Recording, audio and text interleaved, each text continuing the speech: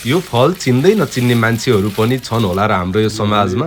Jaundice र मधुमेहको लागि एकदमै रामबाण सरह यो फल तपाईँहरूकोतिर के नामले चिन्नुहुन्छ? आज हामी यो फलको बारेमा सानो रिपोर्ट तयार गर्दैछौँ। तपाईँहरू पुरै भिडियो हेर्नुहोला है त। हाम्रा गाउँघरका पाखा पखेरा र जङ्गलहरूमा यस्ता अनगिन्ती जडीबुटीहरू लुकेका छन् जसलाई हामी सामान्य झार सम्झेर व्यवस्था गरिरहेका हुन्छौँ।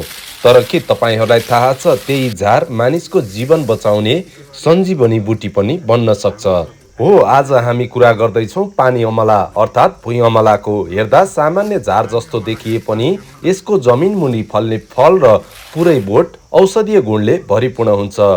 आयुर्वेदमा पानी अमलालाई जन्डिस अर्थात् कमलपित्तको अचूक औषधि मानिन्छ।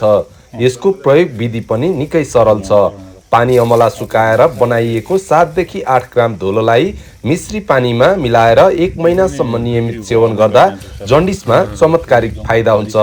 त्यति मात्र होइन, ताजा बोटलाई पिँधेर निकालिएको 1/4 रसलाई मिश्री पानीसँगै पिउँदा पनि जन्डिस छिट्टै निको हुने विश्वास गरिन्छ।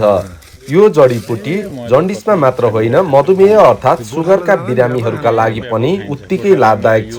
रोचक कुरा त के छ भने यसको औषधीय गुणसँगै यसको पातको सुन्दरताले गर्दा विभिन्न पार्टी समारोहहरूमा सजावटका लागि समेत यसको माग हुने गरेको छ, जसबाट किसान तथा गाउँका दाजुभाइहरूले राम्रो आम्दानी पनि गर्न सकिन्छ।